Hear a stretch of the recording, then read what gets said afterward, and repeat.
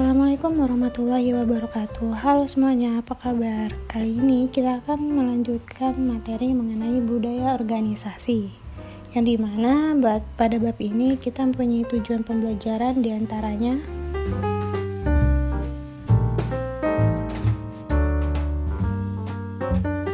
untuk pemateri pertama akan disampaikan oleh Saudara Bintang. Silakan Bintang. Pada materi pertama kita akan membahas apa sih itu budaya. Budaya organisasi mengacu pada sistem makna bersama yang dianut oleh anggota yang membedakan organisasi dari organisasi lain. Karakteristik utama terhadap esensi budaya organisasi yaitu adalah inovasi dan pengambilan resiko, perhatian terhadap detail, orientasi hasil, orientasi orang, orientasi tim, agresivitas, dan stabilitas. Jadi kita bisa menilai bahwa setiap organisasi itu mempunyai budaya yang berbeda-beda.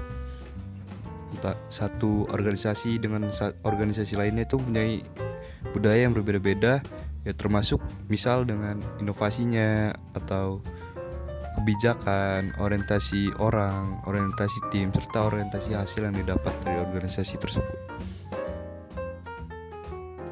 Budaya adalah istilah deskriptif. Budaya organisasi berkaitan dengan bagaimana karyawan memahami karakteristik budaya suatu organisasi dan tidak terkait dengan apakah karyawan menyukai karakteristik itu atau tidak. Jadi budaya ini terbentuk dari kebiasaan atau kecenderungan orang-orang mayoritas dalam suatu organisasi. Nah, jadi setiap organisasi itu mempunyai ciri khas atau karakteristiknya sendiri. Jika ada karyawan baru yang masuk ke dalam organisasi itu, ya harus menyesuaikan dengan budaya atau karakteristik yang ada. Apakah organisasi memiliki budaya yang seragam? Budaya organisasi mewakili persepsi yang dimiliki oleh anggota organisasi secara umum. Budaya dominan mengekspresikan nilai-nilai inti yang dimiliki oleh mayoritas anggota dan memberikan organisasi kepribadian yang berbeda-beda. Subkultur cenderung berkembang dalam organisasi besar sebagai tanggapan atas masalah atau pengalaman umum yang dihadapi sekelompok anggota di departemen atau lokasi yang sama. Jika organisasi ini hanya terdiri dari subkultur, budaya organisasi yang dominan akan secara signifikan kurang kuat. Ini adalah aspek makna bersama dari budaya yang menjadikannya alat yang ampuh untuk membimbing dan membentuk perilaku. Dalam organisasi itu terdapat dua budaya. Kita bisa sebut pertama budaya yang kuat dan budaya yang lemah. Pengertian dari budaya kuat ini sendiri adalah jika sebagian karyawan memiliki pendapat yang sama tentang misi dan nilai-nilai organisasi itu. Nah, budaya yang lemah, sebagian besar karyawan memiliki pendapat yang bervariasi tentang misi dan nilai-nilai organisasi. Budaya yang kuat ini harus mengurangi pergantian karyawan karena menunjukkan kesepakatan yang tinggi tentang apa yang diwakili oleh organisasi. Kebulatan tujuan tersebut membangun kekompakan, loyalitas, dan komitmen organisasi tentunya. Sedangkan budaya yang lemah ini ya lebih harus bisa komunikasi serta menyatukan visi dan misi gitu, agar kekompakan, loyalitas, dan komitmen itu bisa tercapai. Selanjutnya, budaya versus formalisasi. Formalisasi yang tinggi menciptakan prediktabilitas, keteraturan, dan konsistensi. Budaya yang kuat mengubah perilaku dengan cara yang sama. Oleh karena itu, kita harus melihat formalisasi dan budaya sebagai dua jalan yang berbeda menurut tujuan yang sama. Sekian materi dari saya. Selanjutnya akan dibacakan oleh rekan saya, Dinda Hernanda. Terima kasih. Selanjutnya mengenai apa yang dilakukan budaya. Yang A. Fungsi budaya. Budaya adalah perekat sosial yang membantu menyatukan organisasi dengan memberikan standar tentang apa yang harus dikatakan dan dilakukan karyawan. Budaya memiliki peran yang menentukan batas. Ia menciptakan perbedaan di antara organisasi. Kemudian, budaya menyampaikan rasa identitas bagi anggota organisasi, memfasilitasi komitmen untuk suatu yang lebih besar dan penting, baik pribadi maupun kelompok, dan meningkatkan stabilitas sistem sosial. Lalu ada budaya menciptakan iklim. Iklim organisasi mengacu pada persepsi bersama tentang organisasi dan lingkungan kerja mereka. Aspek budaya ini seperti semangat tim di tingkat organisasi. Iklim tempat kerja yang positif berkaitan dengan kepuasan pelanggan yang lebih tinggi dan juga kinerja keuangan organisasi. Yang C, dimensi etika budaya.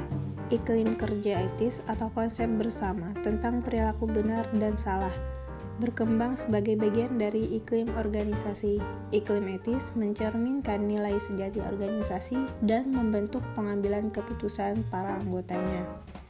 Iklim etis kemerdekaan bergantung pada gagasan moral masing-masing individu untuk mendikte perilaku di tempat kerja. Iklim hukum dan kode mengharuskan manajer dan karyawan untuk menggunakan kompas moral standar eksternal, dan iklim aturan cenderung beroperasi dengan harapan standar internal kebijakan organisasi. Yang D, budaya dan keberlanjutan. Keberlanjutan yang dimaksud ini mempertahankan dalam jangka waktu yang sangat lama karena alat ukur yang mendukung praktik tersebut tidak rusak oleh proses.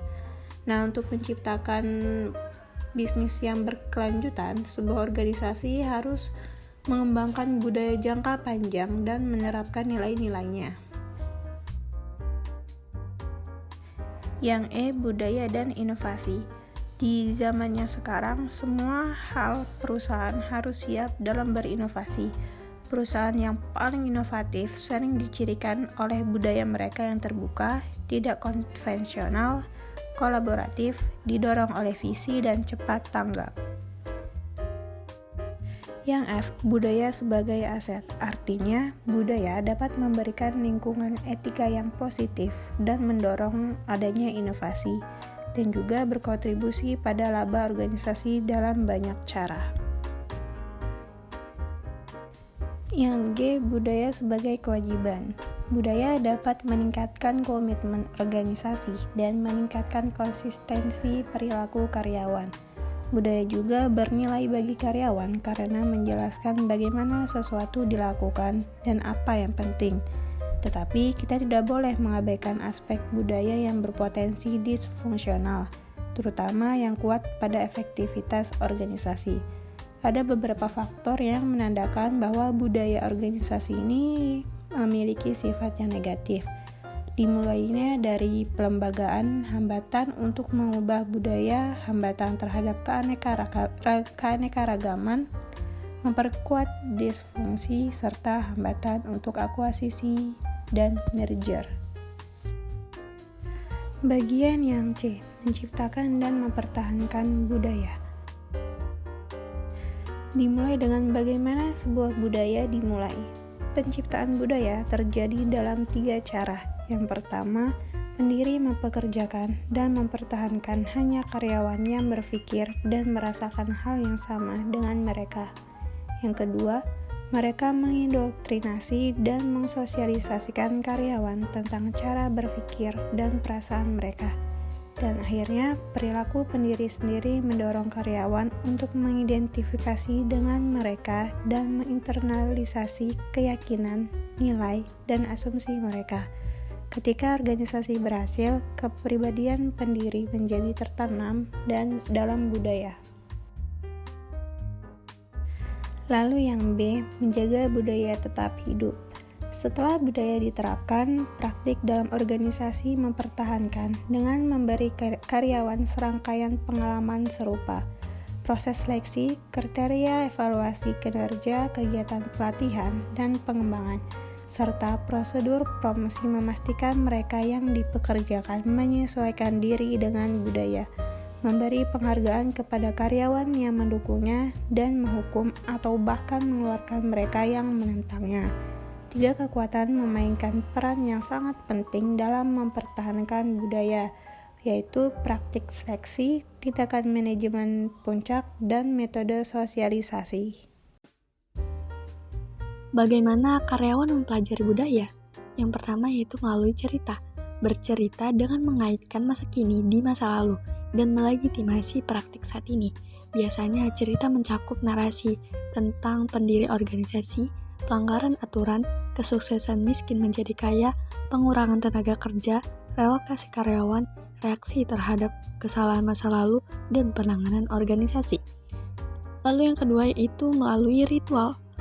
Ritual adalah rangkaian aktivitas berulang yang mengekspresikan dan memperkuat nilai-nilai utama organisasi. Dan beberapa perusahaan memiliki ritual non-tradisional untuk membantu mendukung nilai-nilai budaya mereka. Kemudian yang ketiga yaitu melalui simbol. Beberapa budaya dikenal dengan fasilitas di lingkungan mereka. Tata letak kantor pusat perusahaan, jenis mobil eksekutif puncak diberikan, dan ada atau tidaknya pesawat perusahaan merupakan simbol material. Lainnya termasuk ukuran kantor, keanggotaan perabotan, fasilitas, dan pakaian.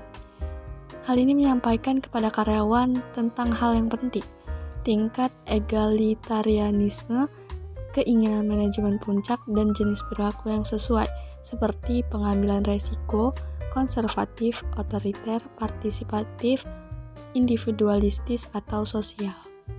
Dan yang keempat yaitu melalui bahasa. Banyak organisasi dan subunit di dalamnya menggunakan bahasa untuk membantu anggota mengidentifikasi budaya, membuktikan penerimaan mereka terhadapnya, dan membantu melestarikannya. Pengaruh budaya organisasi. Yang pertama ada budaya etis. Terlepas dari perbedaan lintas industri dan budaya organisasi yang etis memiliki beberapa nilai dan proses yang sama. Oleh karena itu, manajer dapat menciptakan budaya yang lebih etis dengan mengikuti prinsip-prinsip yang diantaranya ialah jadilah panutan yang terlihat, komunikasikan harapan etis, memberikan pelatihan etika, menghargai tindakan etis secara nyata dan menghukum tindakan yang tidak etis, serta menyediakan mekanisme perlindungan. Kemudian yang kedua ialah budaya positif. Budaya organisasi yang positif menekankan pembangunan di atas kekuatan karyawan, memberi penghargaan lebih daripada hukuman, serta mendorong vitalitas dan pertumbuhan individu. Selanjutnya yaitu budaya spiritual. Spiritualitas tempat kerja mengakui bahwa orang memiliki kehidupan batin yang ditanam dan dipelihara oleh pekerjaan yang bermakna dalam konteks komunitas. Mitos rasionalitas mengasumsikan organisasi yang dikelola dengan baik menghilangkan perasaan orang. Kekhawatiran tentang kehidupan batin seorang karyawan tidak memiliki peran dalam model rasional yang sempurna. Tetapi seperti yang kita sadari bahwa mempelajari emosi meningkatkan pemahaman kita tentang perilaku organisasi, kesadaran akan spiritualitas dapat membantu kita lebih memahami perilaku karyawan. Setelah pemaparan materi, terdapat kesimpulan bahwa karyawan membentuk persepsi subjektif atas semua organisasi berdasarkan faktor-faktor seperti tingkat toleransi resiko, penekanan tim, dan dukungan individu.